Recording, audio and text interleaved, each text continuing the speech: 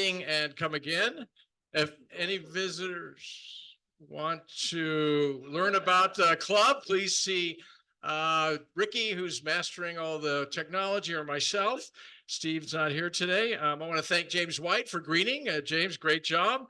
Jed Dooley for doing all the attendance. And of course, our treasurer, Steve Baker, for taking all the money. So thanks, Steve. I also want to thank Ricky for being our wizard back there. Ricky, you're doing an awesome job. So Dave, would you please start me in the Pledge of Allegiance? Sure. I pledge allegiance to the flag of the United States of America and to the republic for which it stands, one nation, under God, indivisible, with liberty and justice for all. Thank you, Dave. You all may be seated. Thank you so much. So we're now going to pause recording and ask anybody if they have anything they'd like to share. Right, Ricky? One of our normal songs. Yeah. Yeah, you mean as in a Don Lewis song? As in a Don Lewis, one of his wonderful songs. So I want to hear you singing loud and clear, guys and ladies. Hello, Here we go. Rotarians and guests. Today we're going to sing One Heart, One Club. Let's go to it.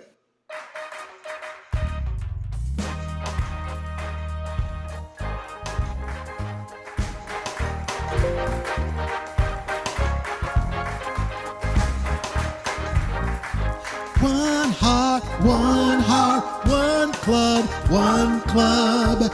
Let's get together, do good, have fun. We do wheelchairs and the spirit run. Let's get together, do good, have fun. Rotary gives thanks, and when the work is done, let's get together, do good, have fun. One heart, one club, one club. Let's get together, do good, have fun. Peace to service, a new day has come. Let's get together, do good, have fun. Mother, daughter, father, son. Let's get together, do good, have fun. One heart, one club, one club. Let's get together, do good, have fun. One heart, one club. Let's get together, do good, have fun.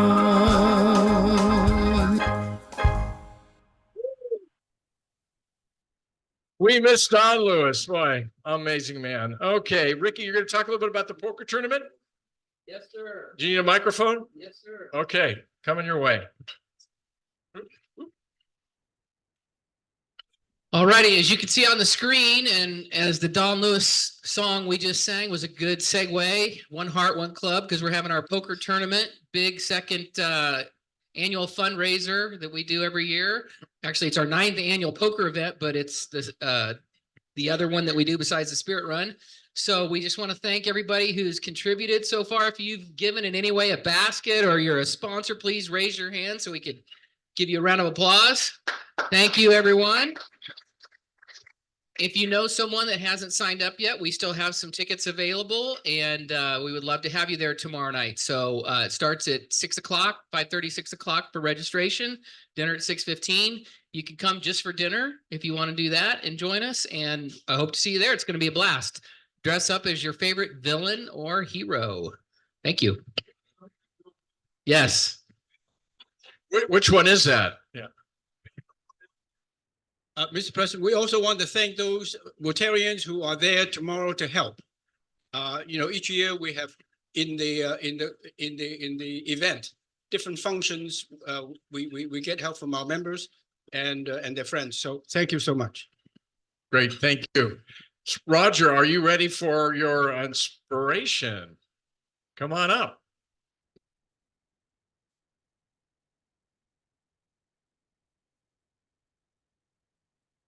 The podium is yours. Thank you. I don't know. President Steve, My fellow Rotarians and guests, to start, I would like to tell you all how much I really appreciate being a member of the club, the world's greatest Rotary Club. And as a new member, I'm thankful for the warm welcome that you've all given me. I really appreciate it. As we gather here today, I'm reminded of the words of Helen Keller, who said, "Alone we can do so little, together we can do so much. Each one of us brings unique talents, experiences, and perspectives to Rotary, but it's our collective effort that truly propels us forward." In the journey of service to others, let us heed the wisdom of Mother Teresa, who declared, "I alone cannot change the world, but I can cast a stone across the waters to create many ripples." Our actions, no matter how small they may seem, have the power to change, to create profound and lasting change in the lives of those we serve. And let us not forget the insightful words of Winston Churchill, who famously remarked, "We make a living by what we get, but we make a life by what we give." Our commitment to service is not just about the contributions we make, but about the legacy we leave behind and the impact we have on generations to come. But amidst our noble endeavors, let us not overlook the importance of laughter and joy. As Charlie Chaplin once said, "A day without laughter is a day wasted." In our pursuit of making the world a better place, let us never lose sight of the joy that comes from camaraderie, friendship, and shared laughter. So let's continue to strive for excellence, guided by the wisdom of those who came before us, and infused with the spirit of joy and camaraderie. Together, we can achieve extraordinary things and leave a legacy of service and laughter that will inspire others for generations to come. Thank you. All right. Nicely done, Roger. So who in the audience was naked? You asked me how to be comfortable. Never. Just me. Oh, God, you got through it. You didn't collapse. Amazing. Thanks, Roger. Great job. You can do an inspiration anytime. So I'd like to introduce or have introduced our visiting Rotarians. So why don't we start over at this table here? Who would like to introduce Bill Buckley? Okay, who's good? Oh, Larry, you're going to do it? All right, thank you. Please introduce from the Rotary Club of Pleasanton North in the, I'm sorry? Oh. It's a good thing my hearing is going. From the Rotary Club of Pleasanton North in the classification, I assume, of computer wizard. Please welcome Bill Buckley. Yay, welcome, Bill. And president last year, right? He was president of the club last year as well. Thanks, Bill. And Bill, is there someone from, you have a guest or someone else going to introduce her? Introduce Kelly? Okay, great. So everybody, it's my great honor to introduce Kelly Levin, who is a newer member of PNR.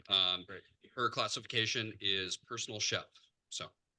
All right. Wow. Hope the food met your expectations today. Good. So we just had another visiting Rotarian arrive. And before you sit down, this is Inga Houston, who is not only a member of the Dublin Club, but she's also the president of the Dublin Chamber of Commerce and a longtime friend. So please welcome Inga to our meeting today. All right, now we have guests of Rotarians. Are there any guests? There's a mic right behind you there. Yeah. All right. Is it not working? No favorite. Got to turn it on, right? Push the button up. Oh, now he won't. Oh, Okay. No favorites, but still my number one son, Anton Ferris Wiggerly. All right, welcome back. Mark. President Steve, fellow Rotarians and guests. I'd like to introduce to you Deborah Messina. Go ahead and stand up. She is the work-based learning coordinator at the Pleasanton Unified School District, and she's in the Career Pathways Department. Please give a warm welcome to Deborah. Deborah, welcome. And Kathy has a guest. Kathy has a guest. Thank you. I want to introduce my best friend from high school. And also my husband, 56 years, Larry Alameda. Hey, Larry, welcome. We look forward to seeing you here much more often. Yeah. Okay. Wonderful. Good. Now, do we have anybody on Zoom? Oh, all right. We have Julie. Hello, Julie. How are you? Hey there, President Steve. Good. and Good to fellow see you. Rotarians. Good to see all of you.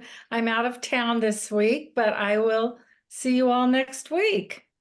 Wonderful. Well, have a safe journey back. Steve Thank McCoy you. Thompson. Hello. Hello, fellow Rotarians and President Steve. Good to see you all. I'm heading out of town like in about 30 minutes, so happy to join this. All right. part. Well, you better get going. Yeah. I'm good. I'm good. All right. Well, good to see you guys. Okay. Next, Ricky is going to present one of our newest members to the club, which is my favorite thing to do. So Ricky, come on up once again. You know, as you can see, Ricky has wears a lot of hats in our club. So Ricky, thank you for all that you do. Once again, there's 2 compliments today. So Thank you. You're welcome. Yes, can we have Heidi Murphy please come forward?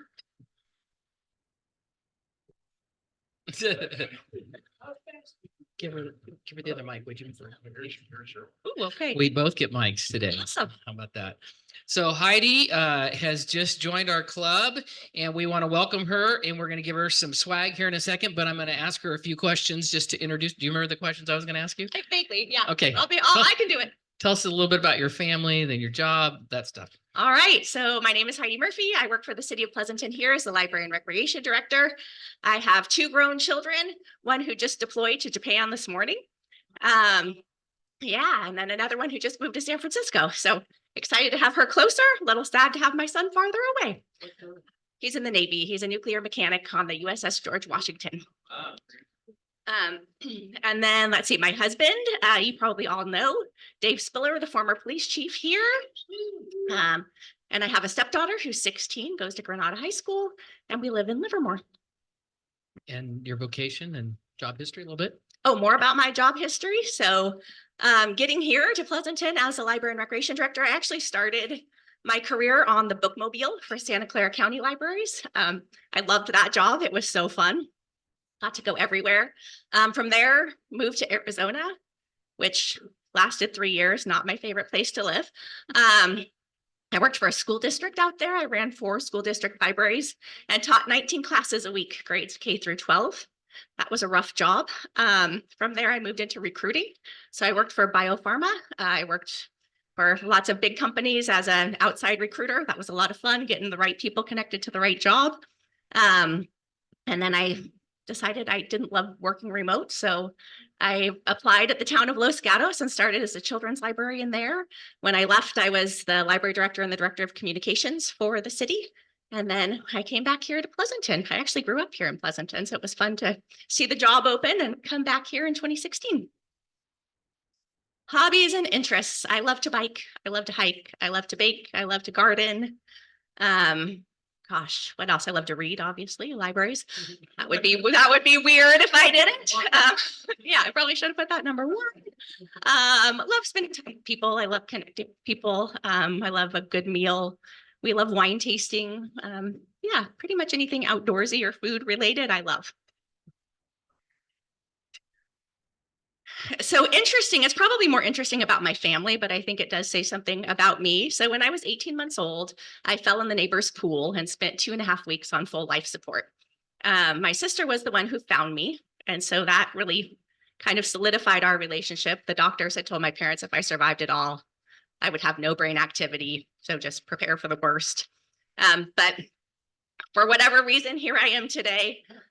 What I think is interesting about that story was to watch my family. So I fell in the neighbor's pool when they were watching us, and my parents stayed friends with those neighbors for our entire upbringing. They still exchanged kids.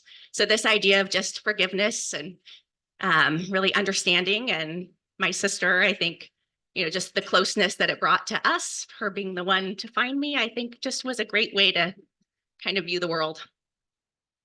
What area of service and Rotary are you wanting to get involved in? I am going to try the Spirit Run. I'm going to see how that goes. I would also love to get involved in the youth programs. Fantastic. Fantastic. Well, what we have is a shirt. It's not the right size, so I'm ordering those this afternoon, but it's going to look like this. And we have a certificate for your new membership in the club. We want to give that to you. And here's your red badge. Remember me talking about the red badge to blue badge program? We'll get you going that direction too. But That's the fastest anyone has gone from red to blue. Maybe I oh. Anybody in here want to claim that? How fast did you do it, Richard? 22 days. 22 days. Wow. I didn't even, it was so fast. I didn't even remember that. He's lying. Okay. Anyway, please give a big hand for Heidi Murphy, our new. Will you all please stand and welcome our new member to our club?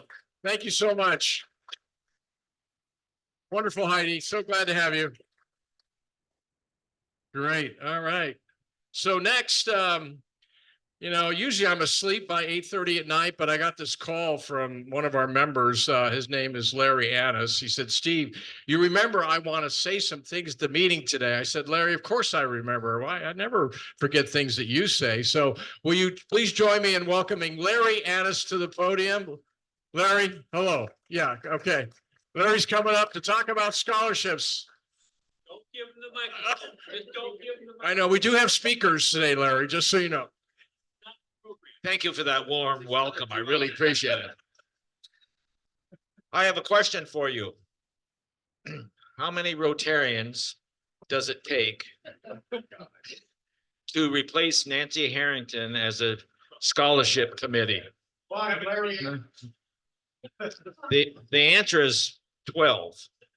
We have 12 committee members working feverishly to coordinate the distribution of $93,000 potentially of scholarship money this year. And Nancy gave us loads of information, which we've used tremendously, but we've kind of forged our own way as well. And we are in the process on Monday and Wednesday of next week to interview. Well, we received 27 applications from the high school, which is a record since 1968, I'm sure, because our marketing team has done such a wonderful job there. So we have 27 applications. Probably not all of them are going to be interviewed because it's a financial needs-based scholarship, and some of them don't have as much financial need as others, but we'll probably end up interviewing 20 or 22 of the 27 that has applied. But that's the record since 1968, which we're very proud of. So I would like to recognize the members of the committee that are here today. If you'll stand, please, and thank them for their efforts so far. So will the members of the committee, scholarship committee, stand? We have Dave, we have Lee, we have Dick, Steve, Clark, Marjorie is on vacation, and Dennis Clare is on vacation. Ann Shu's on the committee. Gregory Kirk is on the committee, he's not here. These people have done a wonderful job of reorganizing and taking the bull by the horns and doing their job. So thank you very much. Please give them a hand. I really appreciate it. So we take our obligation very seriously because, like I say, there's $93,000 that we want to provide to these deserving high school students. We received $42,000 from the Club Foundation. Thank you very much. We have about $20,000 from past scholarships that were not claimed and therefore forfeited, unfortunately. And then we have another $30,000 or so that were given by private donors given to the scholarship committee. That adds up to be about 93 grand. So that's where our money is coming from.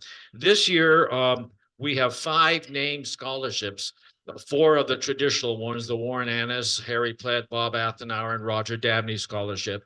But this year, there's also another named scholarship in memory of Cynthia Wong, who is Margie Wong Gilmore's mother, who passed away last year. So there have been some people that stepped up and given money in her name as well. So we have 5 named scholarships. So with that being said, I could talk indefinitely, which you don't want to hear, but But something that you are going to want to hear is going to be provided by Dick Stafford. So Dick, if you could come up and tell them what you want to talk about. Thank you, Larry.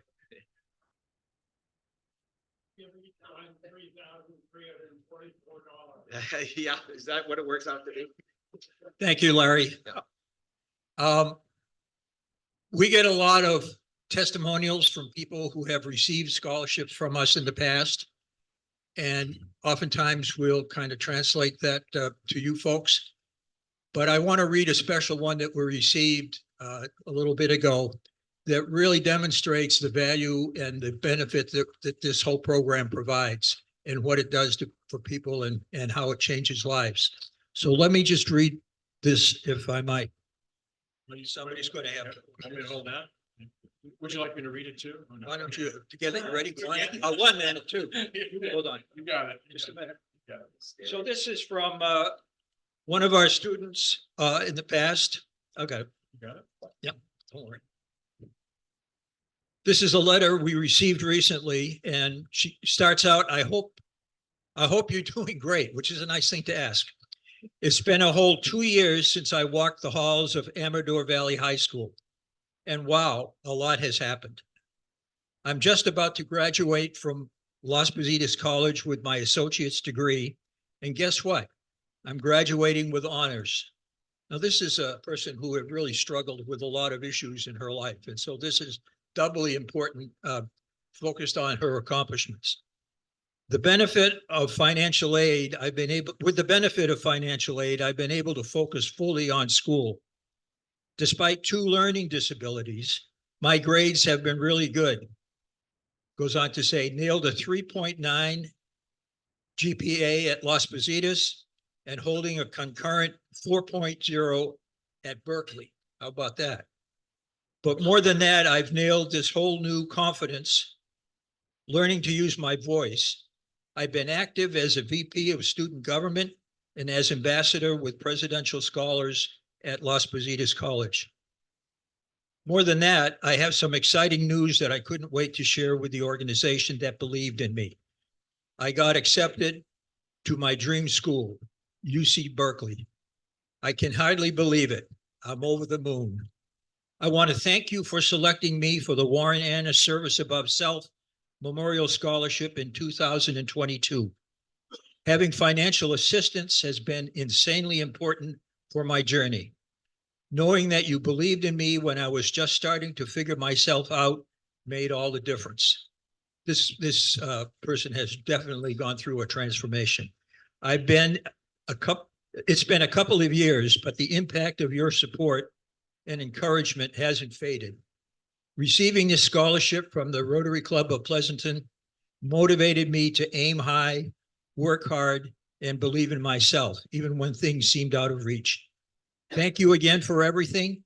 You've changed the trajectory of my life.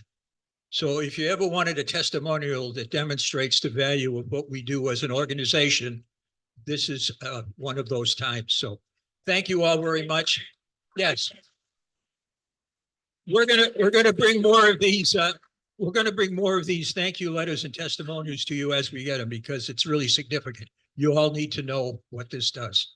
Yeah. Larry, anything? So in conclusion, I strongly Larry, hold the microphone. I strongly recommend that you consider, if not this year, in future years, giving a donor advised or a general donation to scholarships. We will be interviewing them on Monday and Wednesday of next week, and we'll let you know what's happening. So, lastly, if Julie is still here, I wanted to recognize that during the awarding of the scholarships, if there are any members that won the Don Lewis music scholarships, as you recall, we've seen 2 or 3 of these students come in the past couple of weeks.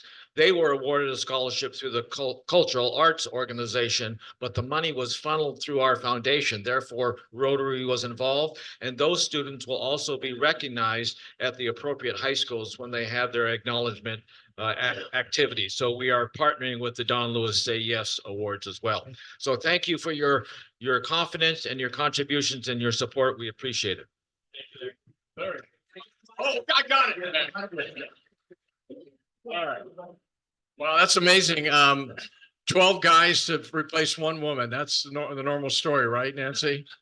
At least that's what my wife tells me. Okay. All right. Moving along.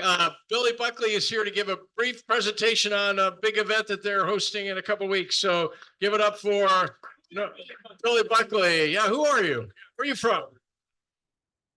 So we have PNR has our annual charity gala at Starry Night. So many of you have attended in the past. It's coming up on May 17th. I won't hog the microphone for an hour, I promise. So this year we will have live music. The last couple of years we've had DJ music, so there will be a live band there. Sugar Bear, I don't know if anybody knows him, but he will be there playing. And our normal, dancing, fun time, sit down auctions and live auction. So I have flyers if anybody's interested in attending and coming to the event. It's at Castlewood. Yeah, May 17th, starting at 5:30 p.m. So any other questions? Yeah. Well, that's the plan. That's how auctions happen. Thanks for being here, Billy. Yeah. Good luck. Good luck on your event. I know it raised a lot of money for your club. Okay, Brad, it's you're finally up. Here we go. Give up for Brad Hurst, our program chair. You introduce our speakers today. Thank you, President Steve, fellow Rotarians. It's a pleasure today to welcome another successful Bulldog. Captain Jerry Serrato is with the Highway Patrol. He's been with them 17 years.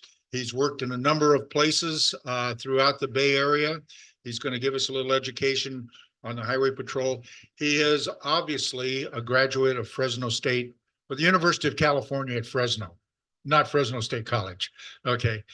Little known fact is Jerry has an identical twin brother who's also a captain in the Highway Patrol. Please welcome Jerry Serrato. Good afternoon, everyone. Hopefully I'm able to work this clicker. Good afternoon, everyone. I am Jerry Serrato. Brad, thank you so much for the opportunity. Can you hear me if I talk like this, or you wait for the mic? Oh, they're recording it, so I need the mic? Okay, perfect. Perfect. Okay, cool. Thank you, Brad, for allowing me to be here today. My name is Jerry Serrato. I've been on the Highway Patrol for about 17 years. Sorry. I'm breaking things. I apologize. Good save. So I've been on the Highway Patrol for about 17 years. I just came here to the Dublin office. We're located right there where Santa Rita is, where the Alameda County Sheriff's Office has their headquarters at the beginning of the year. Before that, I was at the dispatch center in Vallejo. We'll talk a little bit more about the dispatch center, but I pretty much have worked my entire career in the Bay Area with the California Highway Patrol, and I am fascinated to be here and talk to you. I'm going to give you an overview on the California Highway Patrol. Then I'm going to talk a little bit more specific about the Dublin office, since we are close to the Dublin office. I would be remiss if I didn't mention Officer Tyler Hahn. He is a staple here in the Tri-Valley community. He's our public information officer. I joke with him that he could run for mayor, and I think he'll win. He knows a ton of people here, so I'm glad that he is here with me. This is our address. I think everyone knows where Santa Rita County Jail is. We're just right there. So if you guys ever need anything, please feel free to stop by and talk to us. Ricky, if I just press the arrow, it'll play the video. All right, let's see.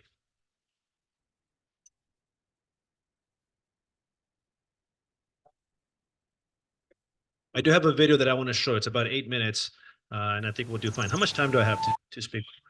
Okay.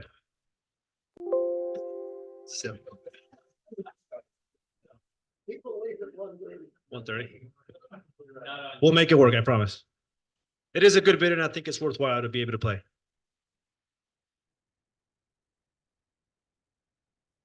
You just press the little play button.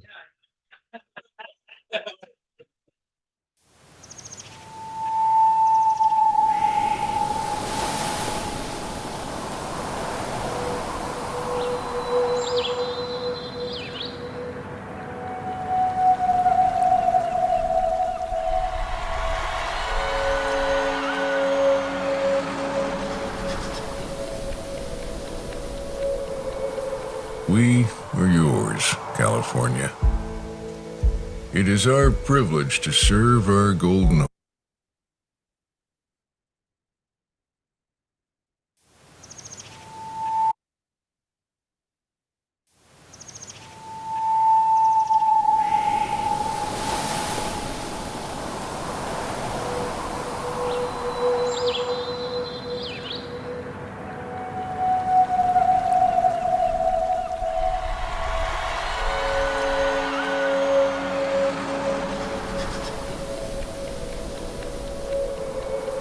We are yours, California.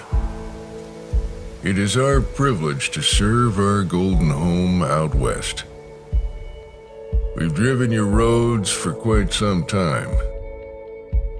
Perhaps you've seen our colors. A shining point of light amid your vast and varied landscape. In the desert and the forest, from the mountains to the sea. We are many, and we are one. You see, the road is a place we call home. A world of asphalt and concrete, rubber and steel. We are boots on the ground. We are wings in the air. 2 wheels and 4. We are blood and sweat, tried and true. We come from every walk of life. And we are many, yet we are one.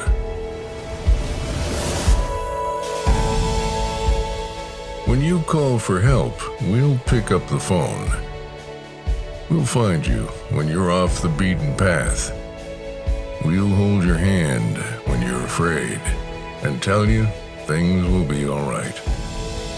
We've listened to your stories, and we've heard your cries. We felt your pain and shared your loss.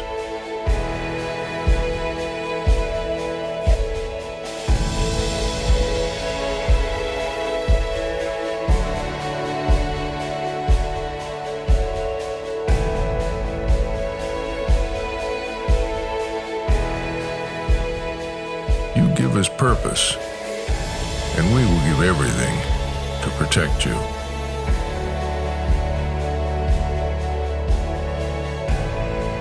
There are no roads we don't cross, no lives we don't touch, no walls we won't climb, no place we won't protect, no hours we won't work.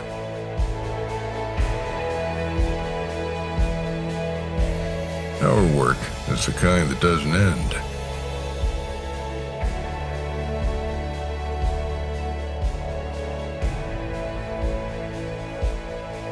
And our reward is each new day.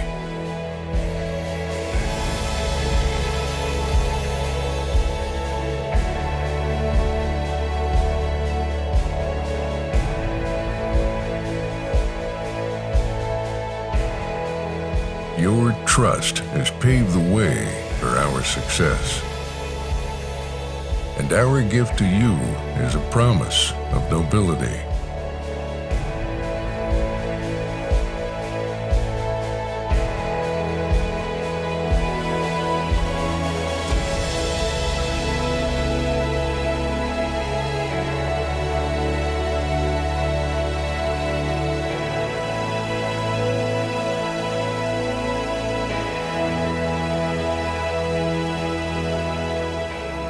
We will stand watch through the night, through wind and rain and snow and sun.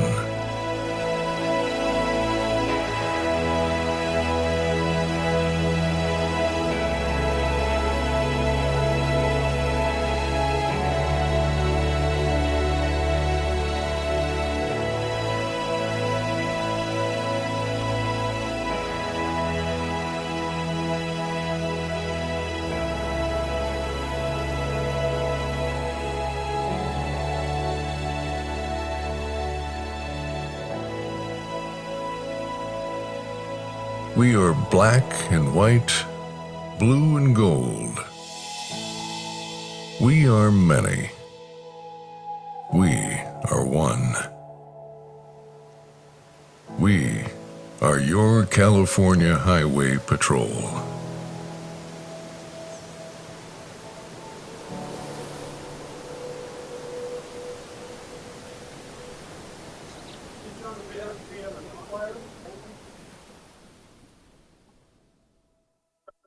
It is located in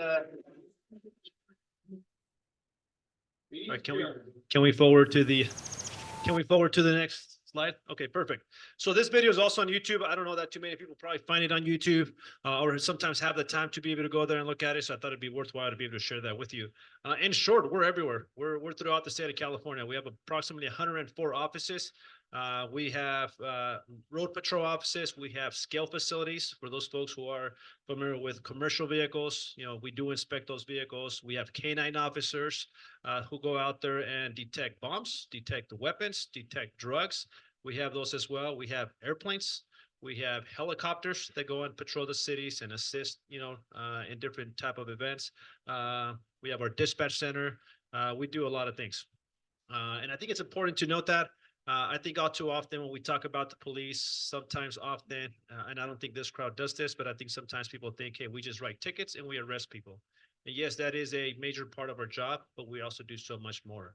One of the biggest things that we like to do is to be able to talk to the public, educate the public on what we do, and be able to spread the message of safety and service. And I appreciate the fact that Brad has allowed me to do that today. So I work out of the Dublin office. I am the captain there. This is a map of the portion that we have. In short, we start patrolling anywhere from the Altamont Pass, where on the other side of the Altamont Pass is Tracy CHP. We patrol from there all the way to about Castro Valley on 580. We have 680, a corridor there that we also patrol. We share that responsibility with the Contra Costa CHP office and then San Jose in Santa Clara. So we have a big portion of highways, Highway 84. We have the unincorporated roads in the Altamont Pass, Vasco, Tesla, Mines, and it's a big responsibility. And sometimes we may not think about it, but if I told you there's approximately 200,000 commuters who go through the Altamont Pass every single day to go to different job sites, Hayward, San Francisco, a lot of people are traveling through the Altamont Pass. So our officers are working very, very hard to be out there to ensure that when you're out there, when your family's out there, when your children are out there, that they're going to be safe and that there's not going to be a crash out there. So we have a big responsibility. And that's what I wanted to be able to show through here. Not only do we go out there and do enforcement and do education, because we are a state agency, if there is a crime that happens on the state facility, we are the ones who go there. If there's a crime that happens at the Department of Motor Vehicles, it won't be the police who will go there. It won't be the sheriffs. It is our job to go there. If something happens at the assembly members office, we are going to be the ones that are called to go there as well. And I think sometimes people don't realize the responsibilities that we have. So I thought it'd be noteworthy to be able to point that out. I'm sorry, Brad, that I'm giving you my back. I apologize. So here, what I wanted to pick from this, it is our dispatch center. I think we are unique in the sense that the way the California Highway Patrol is composed is we are statewide. We are broken down in divisions. So in short, my bosses work at a Golden Gate division that is located in Vallejo. So all the Bay Area offices, Dublin, Hayward, San Jose, San Francisco, Redwood City, Marin, all the Bay Area offices answer to Golden Gate division. Anything that happens in the Bay Area, that happens if you are on the freeway and you call 911, someone in our dispatch center in Vallejo, where our dispatch center is located, they're going to be talking to you. And it's not going to go to the city. It's not going to go anywhere else. It's going to go to Vallejo. I think sometimes that's important to note. What I think it's important to note as well is, I hope this doesn't happen, but if you're involved in a crash on the freeway and you call 911, they're going to answer the phone, and it might take a little while though for them to pick up that phone call. They are very short-staffed. So we're not proud of that. But I think it's important to know, please don't think we're just not want to pick up the phone. But I also say that to you so that when you go home, and maybe not you, right? But maybe you have a next door neighbor. Maybe they have a grandchild. Maybe they have a niece, nephew. Someone's looking for a job. We do need some help at our dispatch center. Why? So that we were able to pick up that phone call when you do call us and we need to be able to go out there and respond and help you. So if you guys could help me, gals could help me spread that message, please do so. I will provide this information to Brad so he's able to share it with the folks who want it. But I put the email address of where you email to if you're interested in a job with our dispatch center, and then also a website if someone wants more information about that. But I think that is unique to point out. Everyone on the highway involved in an incident will be talking to someone in Vallejo. And if at any time anybody has any questions, please raise your hand and I could elaborate more on it. I want to talk about recruitment too, not just for a dispatch center, but also for law enforcement, and also for the folks who wear the tan uniform. We have approximately 6,000 or so, that's fine, 6,000 or so positions, right? Our goal is to have about 7,000. So we are about 1,000 officers short. That is because of attrition, people retiring, and so forth. When the pandemic did hit, there's also a shortage, and our academy was closed. We couldn't have anybody there. So that did create a backlog, and we are working hard to try to fill that. A little bit about us. Every CHP officer that you see, if you're going to San Diego and you see a CHP officer, that officer went to the academy in West Sacramento. I think that is something that is important to the California Highway Patrol. I think it binds us, it makes the team, because all of us went to the same academy that is in West Sacramento. It is a live-in academy. I think that is unique. Not too many police agencies nowadays have a live-in academy. So if you apply for the Highway Patrol, they will send you to West Sacramento. You will be there for 27 weeks. You will live there Monday through Friday. If you behave well, you do well on your test, then they are able to get you up. And then Saturday, Sunday, you go back to your family for a little bit if you live close by. But I think that is very unique for us. In our academy there, they do fantastic. They train us. If you've never had the opportunity, if there's ever an opportunity for you to go to our academy, it's amazing. What they do there is fascinating. They have a EVOC track, a small highway built there, and it is pretty fascinating to be able to see what they do there. Fantastic. So we're working very, very hard. I put some of the requirements, right? A high school diploma is needed or a GED is needed. If you are 20 years, between 20 to 35, you're able to apply. Sometimes, I meet people out on the road and they seem like a good applicant, and I ask them their age, and the reason being is we do have a cutoff. After 35 years old, then you're no longer able to apply with the Highway Patrol. They are trying to work on that for legislation to see if maybe they increase that, but for now, we're restricted by law. You can only be 20 to 35 to apply with the Highway Patrol. I think that is unique to be able to tell people. So you'll see us. You'll see Tyler Hahn at different community events. You'll see him at different high schools, talking to people about our programs, trying to recruit people. So again, how can you help us? And I think everybody here shares that sentiment. How do we help out our communities? And that is by spreading the message. Hey, if someone is looking for a job, go to the California Highway Patrol. We have great benefits. We have a great legacy. We were built in 1929. So in 5 years, 2029 will be our 100th birthday. So I think it's pretty fascinating. And we've grown, we've developed. If you follow social media, we are on social media, our Instagram, Facebook, X, formerly known as Twitter. And we'll also share that with Brad.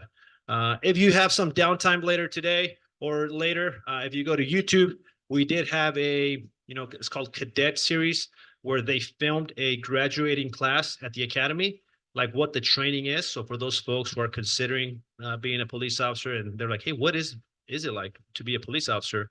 It's kind of a day in the life. It's pretty cool video. There's a couple different series, and I highly recommend for you to watch it if you want to watch that. What is unique to the Dublin office? We have a fascinating, I don't know if you've seen these folks here wearing the white uniform, blue tie, but we have an amazing senior volunteer post. We have 24 people, if I'm not mistaken. Yes, I got that right. 24 people from all walks of life. Great people, want to contribute.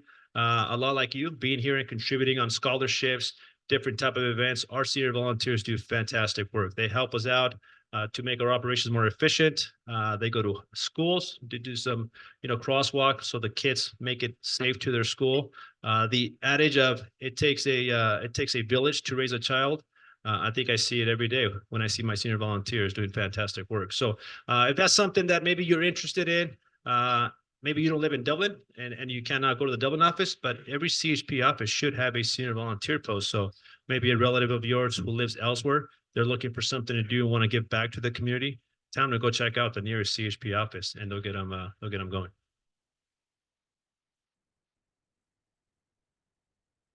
I just put this thing up. It's also on our website, but we do a lot of things, not just write the tickets, take the crashes and arrest, DUI. We have a ton of different safety programs. Age well, drive smart, for those folks who are needing to get a refresher on traffic safety laws. We do those not just at the Dublin office, but other CHP offices. So if you live in this area, we would love to see you at our office. But if you live elsewhere, you're also welcome to attend those offices. We do cargo theft interdiction, commercial vehicle sections, the scales on Mission Grade on 680. We do have those. We have the platform scales at the Altamont Pass. We do a variety of things. You name it, we do it, and our officers do a fantastic job at doing so. Maybe someone's asking, hey, how do we help out CHP Dublin, right? I live nearby. I want to be able to help you guys out. We're getting ready to kick off the Special Olympics, also a organization that does assist people. Earlier, they talked about a great gal who has some disabilities and is shining and doing fantastic because of the support that she receives from this club. Special Olympics also raises money to be able to put on games for these folks who have disabilities, and it's fascinating. I've attended those games myself and seen the cheer that it brings to the folks, right? The fact that this is happening. So Special Olympics raises funds to be able to make that happen. As part of doing that, they do a law enforcement torch run. So you'll see, it's been happening for several years now. You'll see us running, right? We're holding the banners, we're holding the Special Olympics. And every time we register, a portion of that goes to Special Olympics, and it goes to these folks who have disabilities. If you want to support us, you don't have to run if you don't want to run, but you're able to go to the website or just Google Special Olympics, CHP Team Dublin, and you're able to donate. The money doesn't go to us. We don't get any money. It all goes to the Special Olympics for the folks who have disabilities. Great organization, something that we stand proud and support. That is what I had as my PowerPoint presentation. A little bit about the Bay Area. I think everyone's probably seen the news. We have CHP officers in Oakland. Have you guys seen that? I know sometimes people talk about that. They have some questions about that. So the governor, right, there's a lot of crime happening in Oakland, and we do fantastic work, and we're always able to go there and support the community. So the governor tasked the California Highway Patrol with making a team to say, hey, can you please go into the city of Oakland and help deter crime, help prevent crime? So we have plenty of units there. From all the Bay Area offices. Dublin CHP has an officer there who does fantastic work, and they're working there Wednesday through Saturday in the afternoon and doing fantastic work to help out the city of Oakland. Go ahead, Brad. When you're in the city of Oakland or on 880, who gives the tactical commands when you're cooperating with Oakland PD? So that's a great question. If it is an incident that involves the California Highway Patrol, then we're going to follow our policy. It is our tactical command. So you said 880. What comes to mind off at 880? April 15th, it was a call for action. It was a protest. I don't know if you saw that. You probably saw that in the news. You were probably affected by the traffic. But on 880, there was plenty of protesters. You guys know what I'm talking about? April 15th?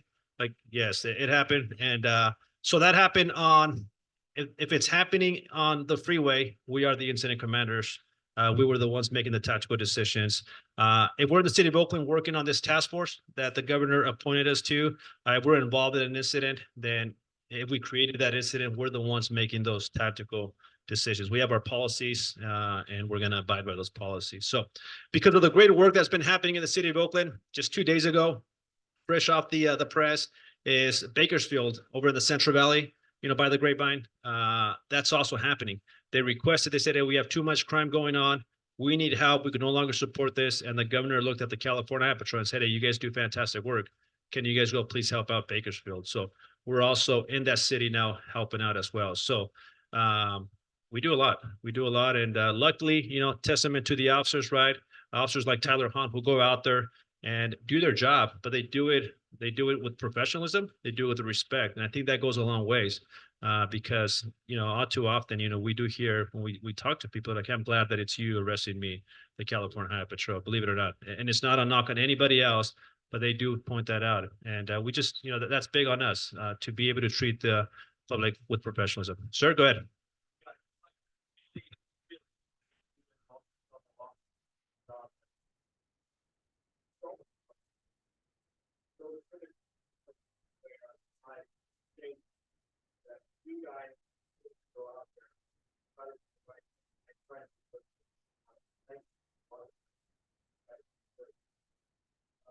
That being said, as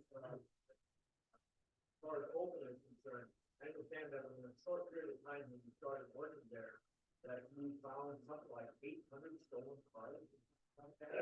Can you elaborate on that particular aspect of what Oakland is doing? I would love to talk about the 800. I was not present there for that, but they have been working extremely hard. There was a place called People's Park. No, that's in Berkeley. There's another place where there was a lot of homeless people, right? And it just got out of control. And there were so many, and it was in Oakland. There were so many vehicles that were there that were stolen.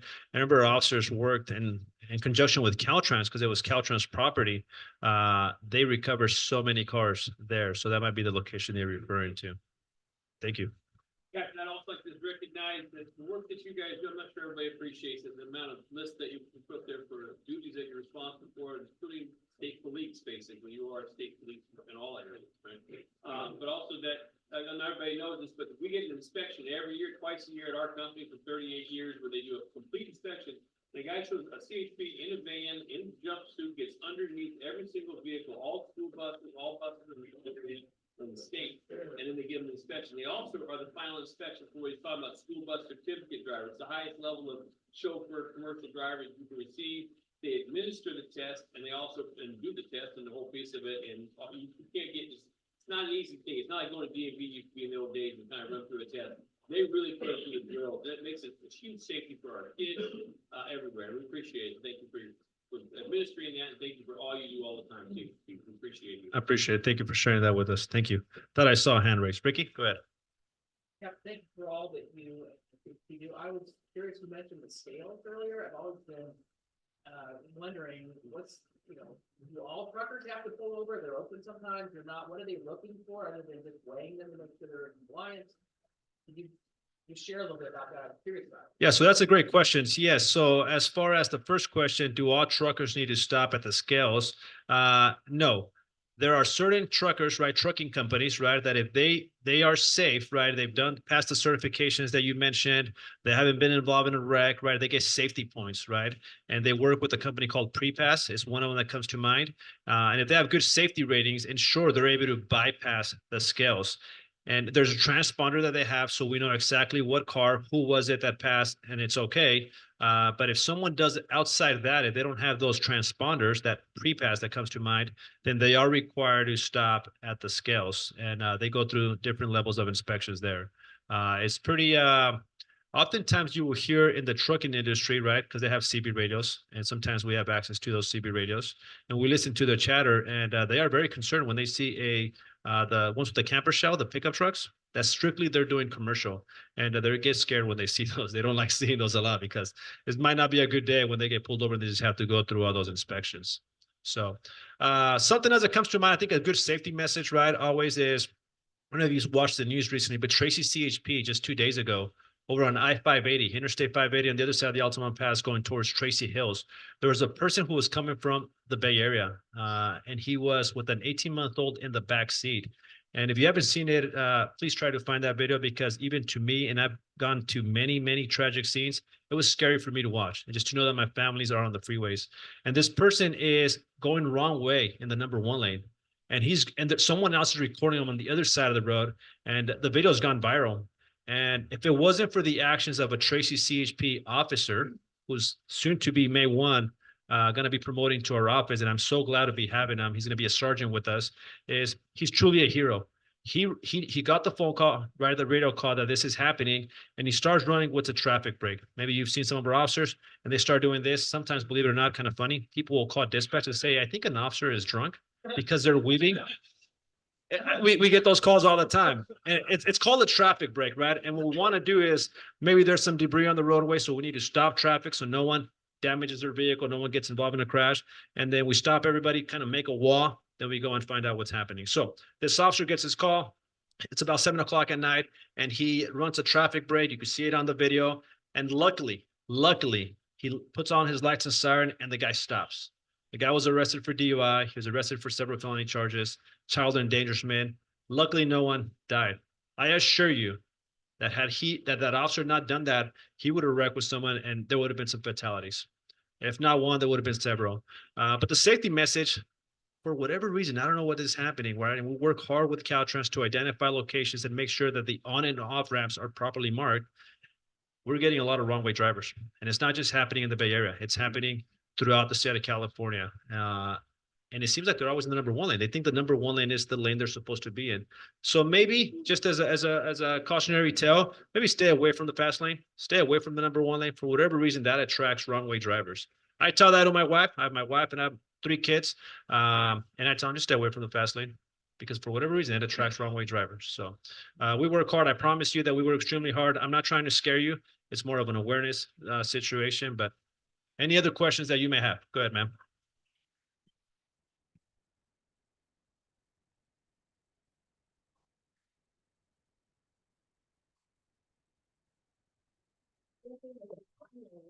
And they're trying to stay in the lane, and slow lane because they know they're intoxicated, and that's why they're because they're going the wrong way, that's why they're in the fast lane. Yeah, so they think it's a slow lane in the right direction, but in reality, they're going the wrong way in the fast lane. Correct. That is correct. That does happen often, and the majority of people are under the influence of alcohol.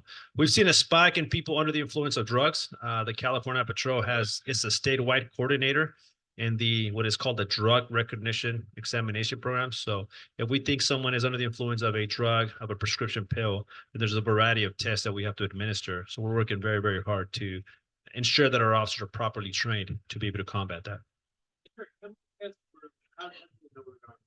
Other than alcohol, you get a breathalyzer for that, but how, like, in the moment, now we see signs that says high, getting the driver.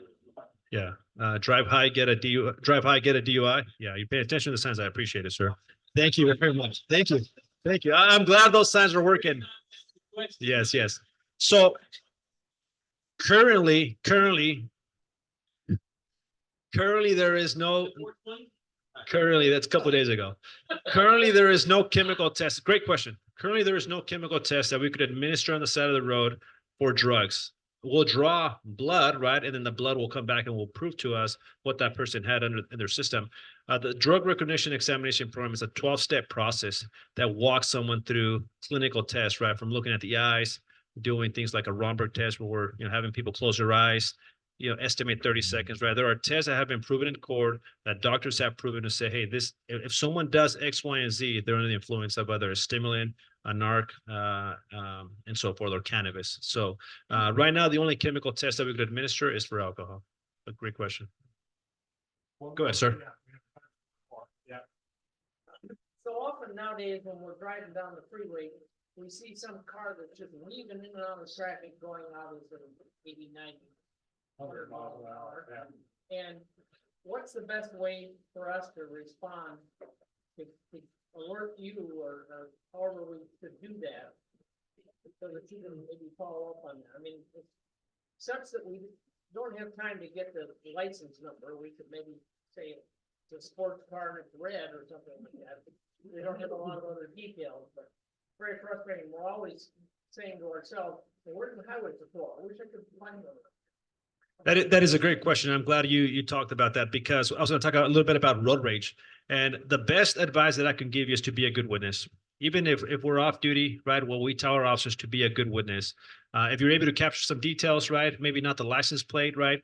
But maybe the color, the make, the model, the location, or just, hey, there was a car driving by at 90 miles per hour at this location, call 911 and report it.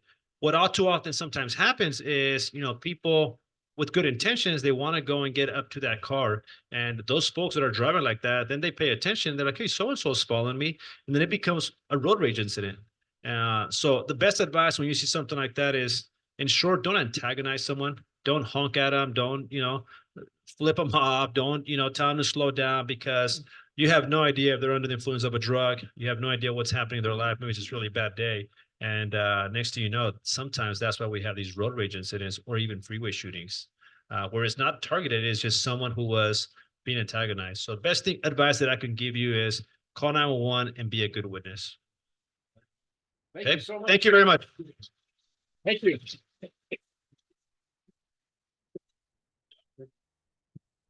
Thank you so much for being here and for all you do for our community.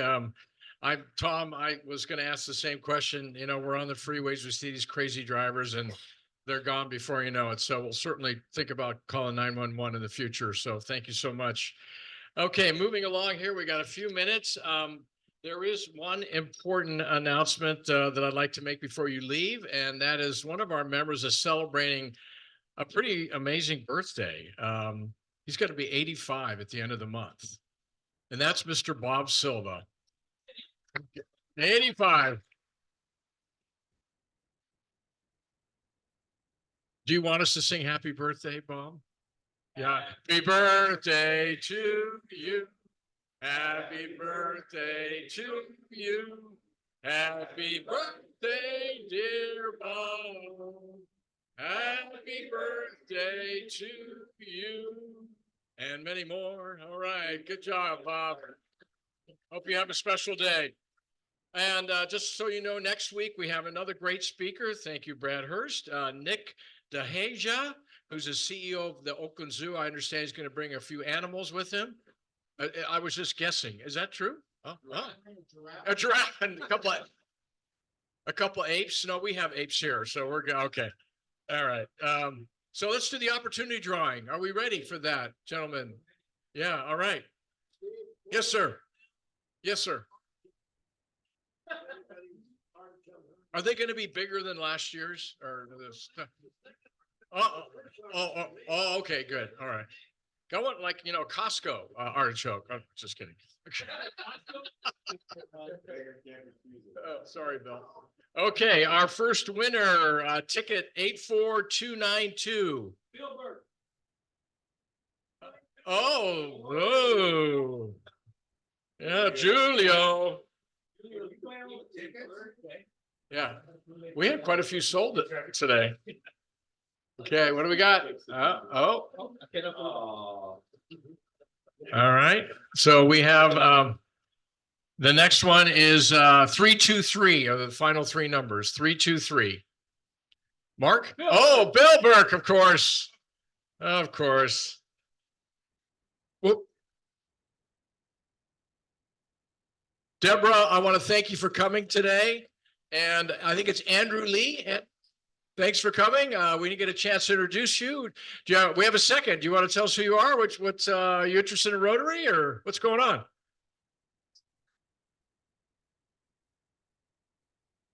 Oh, okay. Okay.